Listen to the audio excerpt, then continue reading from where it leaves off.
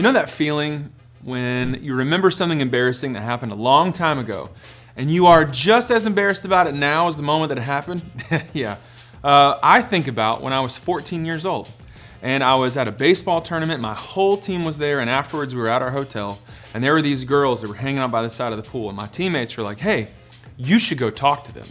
And so I'm either naive, dumb, I don't know, but I was like, all right, let's go. So I go to talk to the girls just to say hello, try to get their name, figure out who they are. And before I could even get to them, they got up and walked away. Now, not only did they not want to actually talk to me, but afterwards my entire team didn't talk to me. They just laughed at me. And this is one that absolutely still gets me every single time. Whenever it pops into my head, it's something that I just have a hard time dealing with because the embarrassment, it shows back up. Maybe you've been there when it comes to dating or relationships or even the idea of it. Maybe things didn't work out with you and someone that you liked. Maybe you can't seem to get that potential significant other's attention. Maybe you've never even been in a relationship at all. Regardless, the next couple of weeks are for all of us. Now, while fewer people actually use the term dating to describe a romantic relationship, there are a few different words that you might use to categorize them. Maybe you're just hanging out. Maybe, my favorite, you're in a situationship. Maybe you're just talking, or maybe you're still trying to convince your best friend that you and someone else are just friends. Now, just so we're all on the same page, we're going to use the term dating and define it as being in a relationship, however you would label it, where the other person means more to you than just being a good friend. And we want to help you date well. Now, some of you still might not be interested in talking about such a personal topic because maybe you're in a situation that doesn't have a label, and you're both good with that. You don't need to be exclusive, you're just having fun, you're just hanging out, and you're thinking, well, why would I make things complicated? Maybe dating is so far from your priorities right now because you've got goals and ambitions, and it just feels like dating would get in the way. And you're thinking, why would I worry about something that isn't important right now? And maybe you look around your world right now, and there just isn't anyone that you'd even be interested in dating. I mean, you're open to it, but no one really comes to mind, and you're thinking, why obsess over a lack of viable options, right? Or maybe you know exactly who you'd want to date, but they just aren't that interested in you. And you're thinking, why, dear God, have you forsaken me? All right, you're probably not saying that, I'm just kidding. But regardless of how you would rate your interest in dating, from single forever to waiting on your soulmate, chances are favorable that a lot of us are going to date at some point in our lives. And if you're going to have a relationship one day, what we're talking about today can give you the best shot at having a great experience when you do. So let me be honest with you. The Bible doesn't talk directly about dating the way that we would think about it today. And despite a lack of explicit, crystal clear instruction, there are still some very important and very helpful things that we can learn from the scriptures when it comes to dating well. Today we're going to look at a practical section of the Old Testament called Proverbs.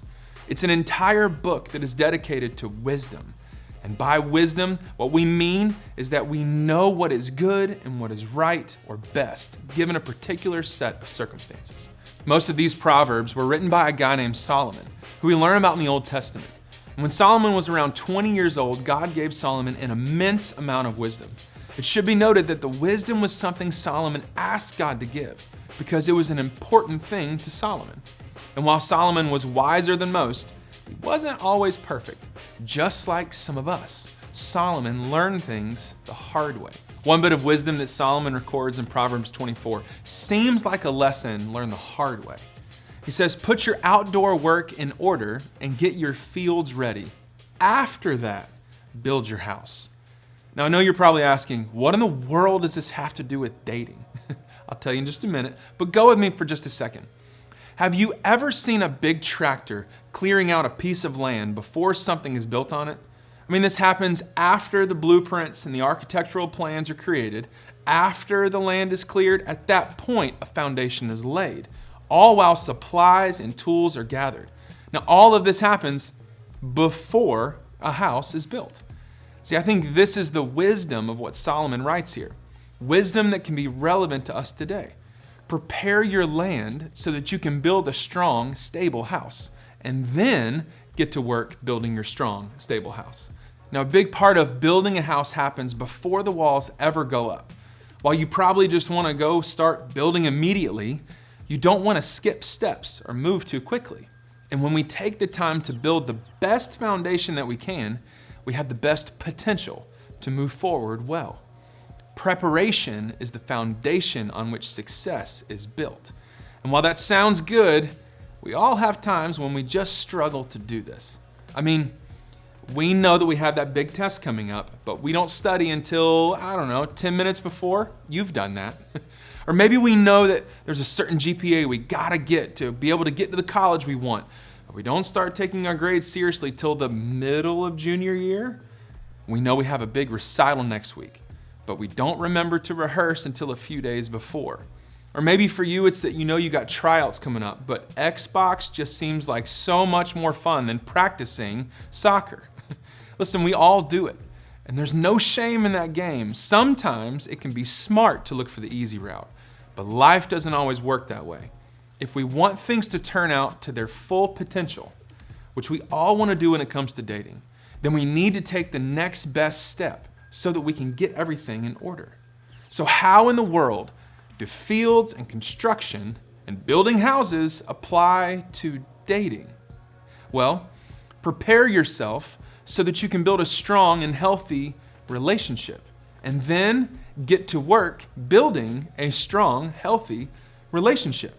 See, this can make all the difference in the world when it comes to dating. Relationships can play a big role in shaping who you become. And whether things work out with a special someone or you eventually end up going your separate ways, the decisions that you make while you date can and will shape your future. I like to think about it like this. Who you date may be temporary, but who you become is lasting. See, we are laying the foundation of who we become today. Your character, your faith, and your choices are laying the foundation of who you are becoming. And yes, God is always in the process of helping us grow and change, but if we want to have the best dating potential that we can, it starts with us taking a hard look at ourselves instead of just waiting on another person. See, we can lay the foundation to become the kind of person that we want to be, whether or not things work out with the person that we date. Take a look at these words written about love by the Apostle Paul.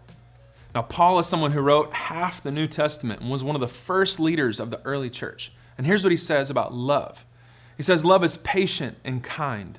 Love is not jealous or boastful or proud or rude. It does not demand its own way. It is not irritable, and it keeps no record of being wronged. It does not rejoice about injustice, but rejoices whenever the truth wins out. Love never gives up, never loses faith, is always hopeful, and endures through every circumstance. I mean, isn't this what we all want when we think about love? Most of us hear that list and we think, okay, if I could just find someone like that, then things would be exactly what I'm looking for. Now, while that might be true, sometimes it's a lot easier to think about someone else instead of thinking about ourselves. See, what does 1 Corinthians 13 mean for us? It means that before we start looking for these incredible qualities in someone else, maybe we should focus on becoming that kind of person right now. Learning to live that way and becoming the type of person that Paul writes about here is helpful whether you're dating or not. It's like preparing a piece of ground before building a house. Being patient and kind and humble, it will make everything better and stronger and healthier. Our friendships, our families, and even our potential dating life. We tend to think that when we meet the right person, we'll just magically treat that person well. But the truth is, when it comes to loving someone well, it takes practice. We don't become patient and kind overnight, and we won't become patient or kind by accident. It takes effort. It takes preparation. So regardless of where you are when it comes to dating, just know that it is never too late to work on this. Even if you're already in a relationship, but things have been a little bit tough, making a decision now to start moving in the direction that Paul lays out is exactly the type of wisdom that Solomon is pointing to. And if you're not dating yet, or even if you choose never to date at all, it might even be better because this is the perfect time for you to put in the work. So here are 2 practical steps to get started. First, choose who you want to work on becoming. Now, let me explain it this way. A lot of us think that as long as we're attracted to each other, we're good. It's okay. Yes, being attracted to each other is a good thing, but it's not the only thing. See, you can't clear a field and build a strong, stable house using only a hammer. Like, it requires a variety of tools. At some point, you're gonna need a shovel, maybe a saw, maybe you're gonna need some measuring tape. A crowbar, I don't know, but it could come in handy, you know? Maybe you need some tape to help putting things together. There are drills, there's saws, there's all these different things we use to build a house. And 1 Corinthians 13 is preparing you to understand that you've got this field to clear and this house to build. You have a different set of important tools for building you. You got to remember that love is patient. Love is kind. Love is not jealous. It doesn't demand its own way. Now, while it might be amazing to meet someone who possesses all of those qualities, becoming someone who is building these qualities into themselves is even better. And then even if the dating relationship doesn't work out, you will still have shaped and built a great house. And then the second thing you can do is practice. See, Paul gave us a lot of options to work with, and so it might be easiest to shrink it down just a bit. This week, I want to challenge you to focus on just 2 of those qualities that he talked about. Maybe it's being patient and kind. Maybe it's being humble and forgiving. Maybe this week it's practicing being hopeful and gentle. Now, I know 2 doesn't seem like a lot, but a lot of these qualities can be really tough to live out.